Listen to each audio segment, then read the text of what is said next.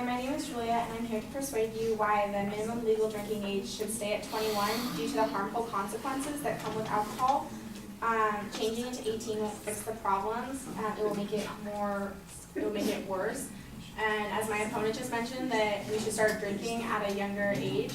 The brain does not fully develop until at least 21. Karen Arnold Berger, a judge of the Court of Appeals, claims that alcohol impairs judgments and heightens risk-taking behavior, as well as slowing perceptual and motor skills. So giving it to a person who has an immature brain function in this area already, research shows that effects are even more exaggerated. So if our brains aren't fully developed until we're at least 21, it could be 25 or 30 even. If we give it to us when we're 18, it'll slow down our motor skills.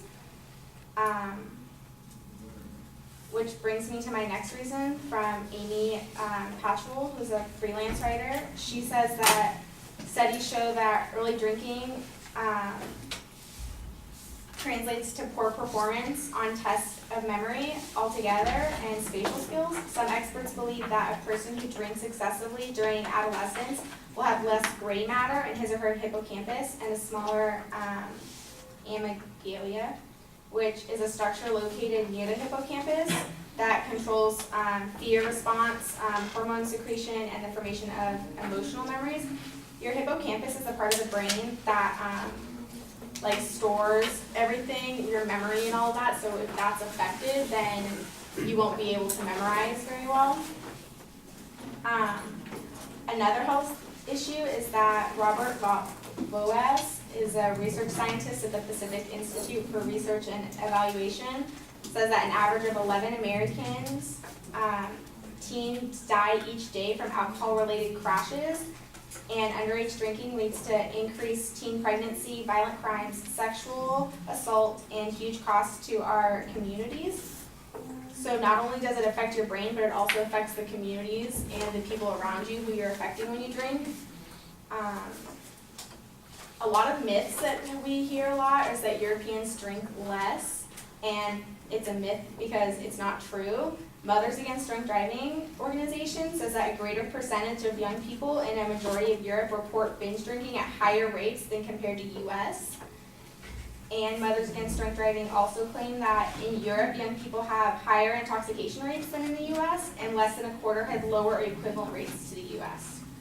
So Europe actually drinks more than we do when they're 18-year-olds because their drinking age is for 18.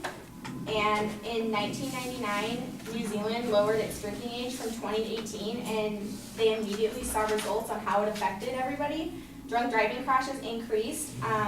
Youth started to drink earlier. Binge drinking escalated, and in the 12 months following the decrease in the legal drinking age, there was a 50% increase in intoxicated 18 to 19-year-old patients at the Auckland Hospital emergency room. So they immediately saw results on how it affected everybody, especially the 18-year-olds who allowed drinking.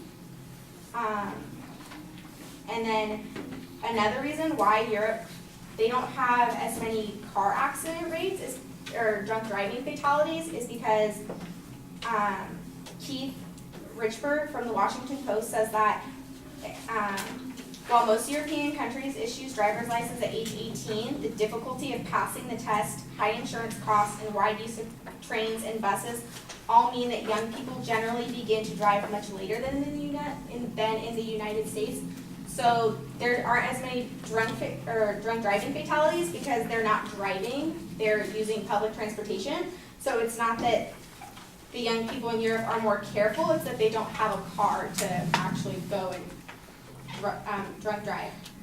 And then another myth is that keeping drinking age at 21 will prevent the forbidden fruit.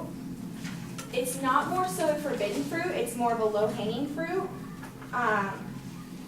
Karen Arnold Berger, judge of the Court of Appeals, claims that allowing drinking at a younger age will not make it a forbidden fruit, but make it more available to an even younger population. Low-hanging, the practices and behaviors of 18-year-olds are particularly influential to 15 to 17-year-olds. So if 18-year-olds get the okay to drink, then they model it for younger teens. Allowing 18-year-olds to drink gives them more opportunities for younger teens to obtain it illegally from older peers. So if you're 21, you can drink legally in the United States. If you're 18, you typically don't have a lot of 21-year-old friends, so thus you can't, it's harder to access alcohol, but if you were 18 and still in high school, your 16-year-old friends, your 17-year-old friends, everybody in your high school is going to try to make you buy alcohol for them. It's dangling it in their face that 18-year-olds can have alcohol, but 17-year-olds alcohol. Because once you lower it to 18, then 17-year-olds are going to be like, well, why can't 17-year-olds have it? And why can't 16-year-olds have it? It's just going to keep hanging it in their face.